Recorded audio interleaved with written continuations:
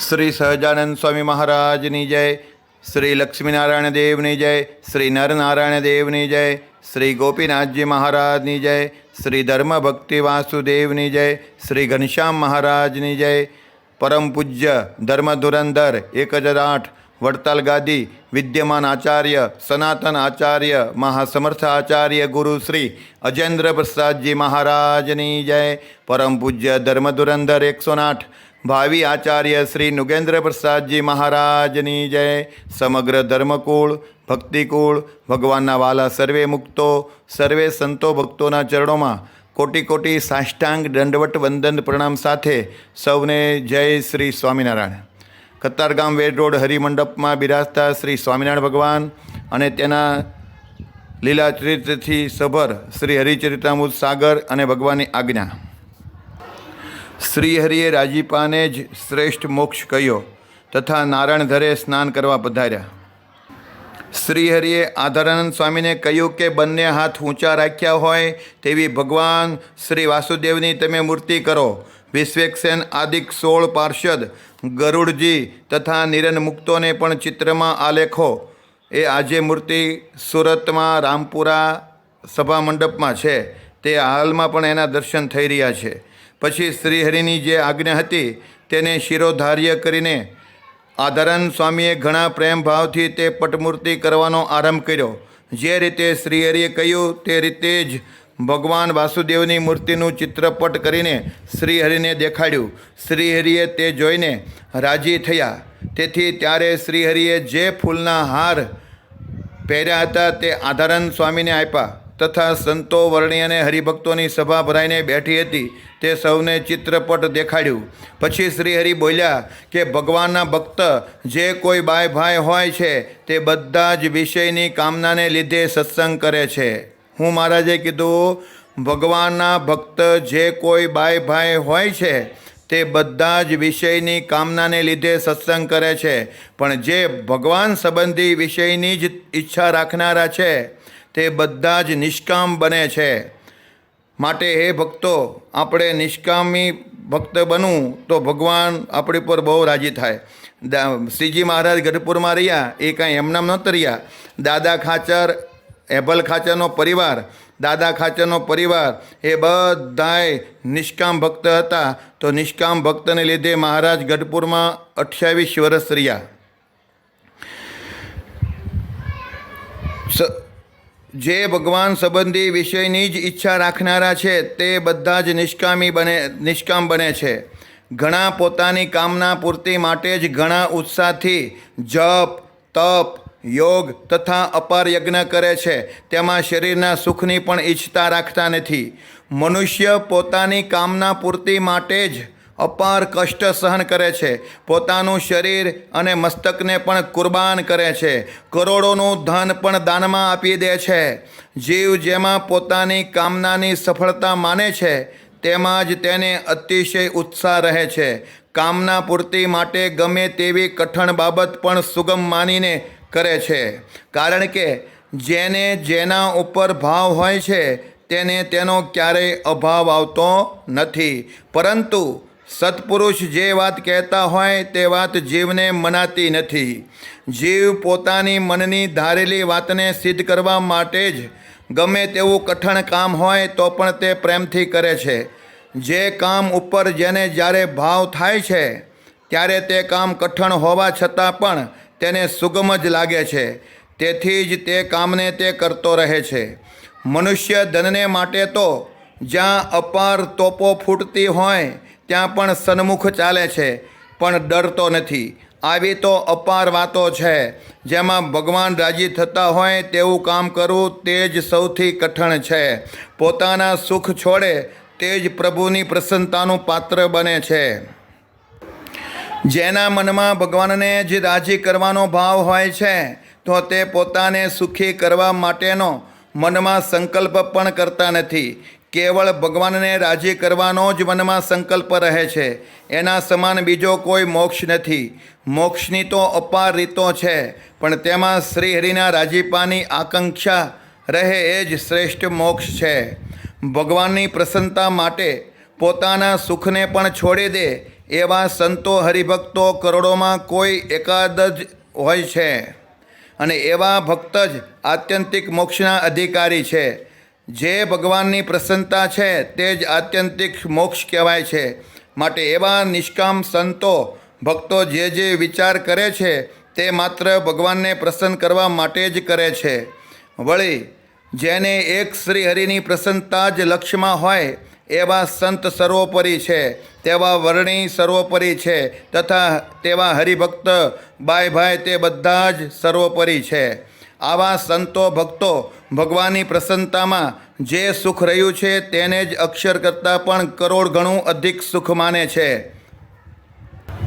જ્યારે દિવસ દોઢ પોર બાકી રહ્યો ત્યારે શ્રીહરિને સ્નાન કરવા જવા માટે સુરતથી જે નાની બગી જેવી ગાડી લાવ્યા હતા તે તૈયાર કરી. તેમાં સુખપૂર્વક એક જણ બેસી શકે તેમ હતું. તે ગાડીમાં શ્રીહરિ પોતે રોજ ગાડી ચલાવવા માટે બેસતા. તે ગાડી ચલાવવામાં શ્રીહરિને અતિ ઉત્સાહ રહેતો. શ્રીહરિ ખૂબ જ પ્રેમ ભાવથી મુક્તાનંદ સ્વામીને રોજ તે ગાડીમાં બેસાડતા હતા. જ્યારે શ્રીહરિ ગઢપુરના રાજમાર્ગ ઉપર તે ગાડીને યોગ્ય રીતે ચલાવતા હતા ત્યારે ગામના લોકો ભાઈ બધા જ શ્રીહરિના દર્શન કરતા હતા અને હાથ જોડીને ઊભા રહેતા અને મહારાજને પ્રાર્થના કરતા. જેટલા શ્રીહરિની સાથે રહેતા હતા તે સંતો વર્ણી તથા હરિભક્તો બધા જ શ્રીહરિની સાથે નાવા જતા હતા. ત્યારે શ્રીહરિની આગળ પાછળ 100-200 કદમ લાંબી લાઈનમાં ચાલતા હતા. સૌ શ્રીહરિના યશથી ભરેલા ગરબીના પદ ગાતા હતા. ભગવાન શ્રીહરિનો યશ એવો છે કે જેટલા બ્રહ્માંડ છે તે બધામાં જે શ્રીહરિના યશને પ્રેમથી સાંભળે છે તેને તે પવિત્ર કરી દે છે અને જે પ્રેમથી શ્રીહરિના યશને કહે છે તેને પણ પવિત્ર કરી દે છે. પછી મહારાજ નારાયણ ધરે નાવા પધાર્યા. નારાયણ ધરો ખળખળ્યો તથા સંતો ભક્તોનો મહિમા કહ્યો.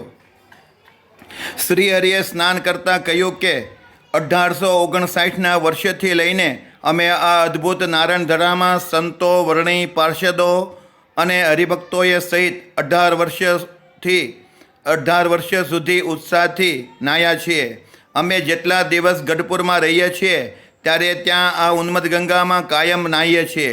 આ ઉન્મદ ગંગાનો અપરંપાર ભાવ જોઈ જાણીને અમે તેને પ્રસન્ન કરવા માટે તેમાં વારંવાર સાક્ષાત નાહીએ છીએ. શ્રીહરિને ન ભૂલે તેને શ્રીહરિ ન ભૂલે. જે અમારા ઉપર રતિભાર પણ ભાવ રાખે છે તેને અમે મેરુ સમાન માનીએ છીએ. એવો અમારો સ્વભાવ સહજ સ્વાભાવિક જ રહેલો છે. વળી જે અમારું ચિંતવન કરે છે તેને અમે ભૂલતા નથી. અમે અવતાર ધારીને જેટલા કાંઈ ચરિત્રો કરીએ છીએ તે બધા જ હરિભક્તોને ગાવા સંભાળવા માટે જ કરીએ છીએ. અમારે તો હરિભક્તોના સમાન બીજું કાંઈ વાલું નથી. આ કહ્યું એવું હરિભક્તોનું હિત કરવા માટે જ અમને રાત દિવસ તાન રહે છે. જેને અમારા સિવાય બીજે ક્યાંય પ્રેમ ન હોય તે જ પરિપૂર્ણ હરિભક્ત કહેવાય છે. અમારા સિવાય બીજામાં જેને જેટલો પ્રેમ રહે છે તેટલી તેના હરિભક્તપણામાં કસર છે અને તેટલો તે અમારાથી દૂર રહે છે.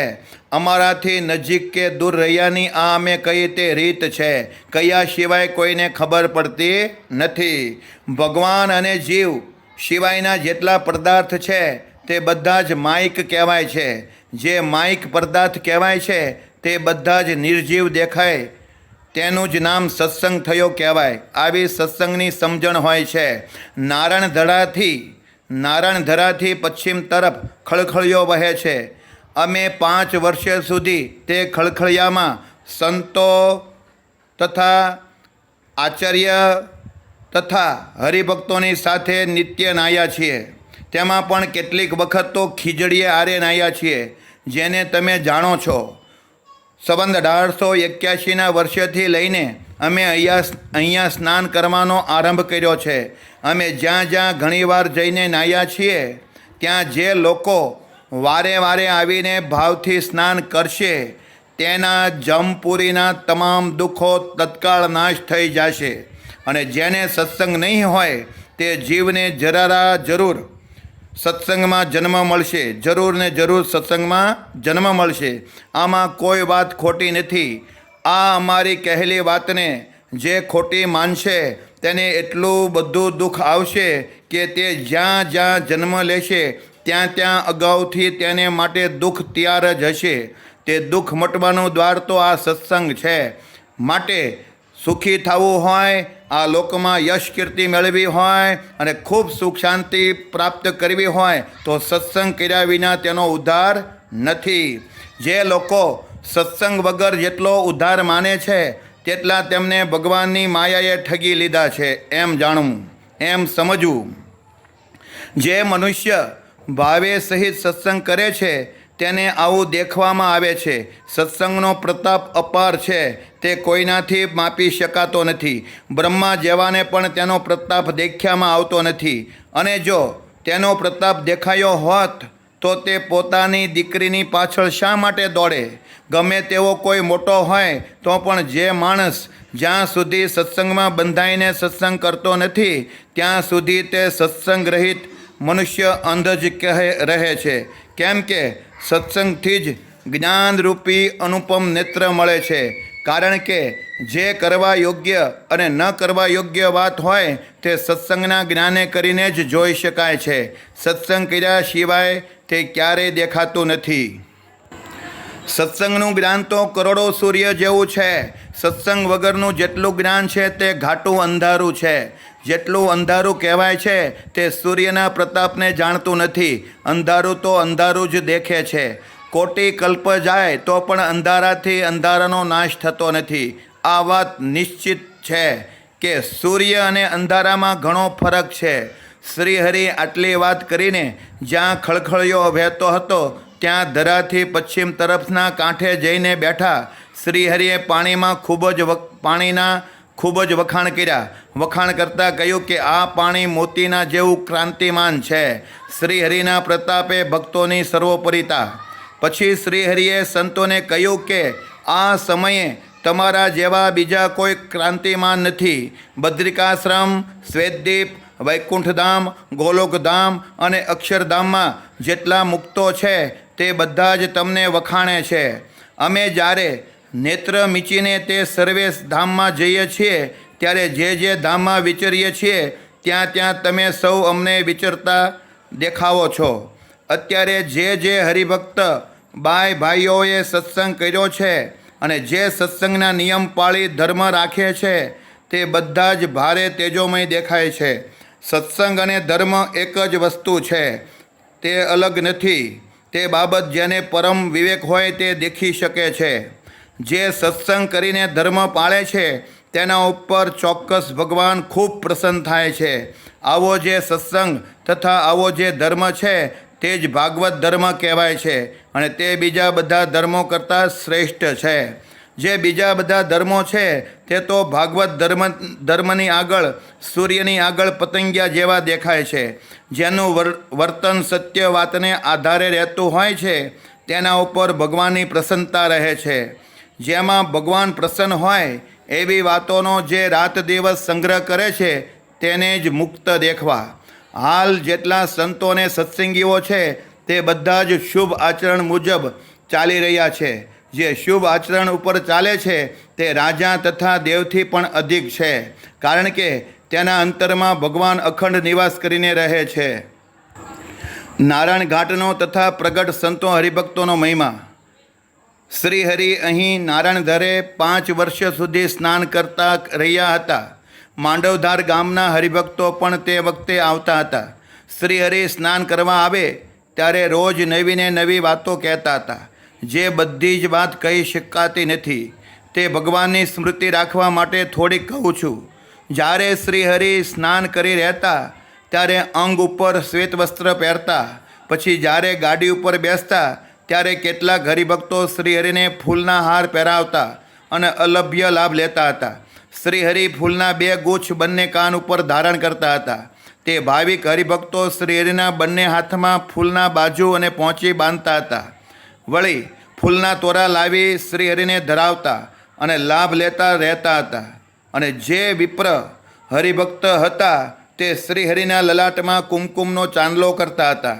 હરિભક્તો સમય જાણીને ટાણે સેવા કરતા રહેતા હતા.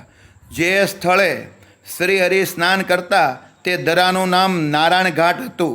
સંતો તથા હરિભક્તો કહેતા કે તે નારાયણ ઘાટના એક એક પથ્થરો શ્યામમણી કે રત્નમણીના જેવા અતુલનીય અમૂલ્ય હતા. નારાયણ ઘાટ ઉપર ઘણા ઘાટા વૃક્ષ પણ હતા. તે ઘાટ ગઢપુર ગામથી થોડો દૂર હતો, તેથી શ્રીહરિને ઘણો પ્રિય લાગતો હતો. જે નદી કે સરોવરની નજીક સ્ત્રીઓનો પગ પેસારો હોય અને જ્યાં સ્ત્રીઓ આવીને નહાતી હોય તે સ્થળ શ્રીહરિને ગમતું નહીં, કારણ કે જ્યાં જેવો દેશ હોય ત્યાં મનુષ્યનું અંતર તેવું થઈ જાય છે. તીર્થમાં પણ સ્ત્રી પુરુષોને પરસ્પર સ્પર્શાસ્પર્શી થાય એવી ભીડ રાત દિવસ થતી હોય છે. જે વિષયી લોકો હોય છે તે તો તેવી બાબતને જ તીર્થનું ફળ માનતા હોય છે, પરંતુ ભગવાનના જે કોઈ સાચા ભક્તો હોય છે તેઓ તો વિષયના સુખને નરક તુલ્ય માને છે. સત્સંગ વિના જેટલા વિષયી જીવો છે તે ભગવાનને ભજતા હોય તો પણ વિષયના સુખ માટે જ ભજે છે. તે લોકો જેટલા સાધન કરે છે તથા જેટલા ઉદ્યમ કરે છે તે બધું જ વિષય સુખ માટે જ કરે છે. જેને રાજીપાનું તાન છે તે સર્વ મુક્ત છે. હરિભક્ત અને હરિભક્ત સિવાયના મનુષ્યોમાં રાત દિવસ જેટલો ફરક હોય છે. હરિભક્તો જેટલા સાધન કરે છે તે મનમાં વિષય સુખની અત્યંત અરુચિ થાય તેટલા માટે જ કરે છે. મુક્ત સિવાય કોઈને વિષયનો અભાવ થતો નથી. વિષયનો અભાવ હોવો તે મુક્તનું લક્ષણ છે. અસ્તુ. જય શ્રી સ્વામિનારાયણ. આગળની કથા આવતીકાલે. તો ભક્તો, રોજે હરિમંડપમાં સવારે 6:30 થી 7:30 કથા થાય છે, તો તમામ ભક્તો કથામાં અવશ્ય લાભ લેવા પધારજો એવી આપને કરબદ્ધ પ્રાર્થના છે, અને બીજા ભક્તોને પણ આજ્ઞા કરજો એવી મારી તમને પ્રાર્થના વિનંતી છે. અસ્તુ. જય શ્રી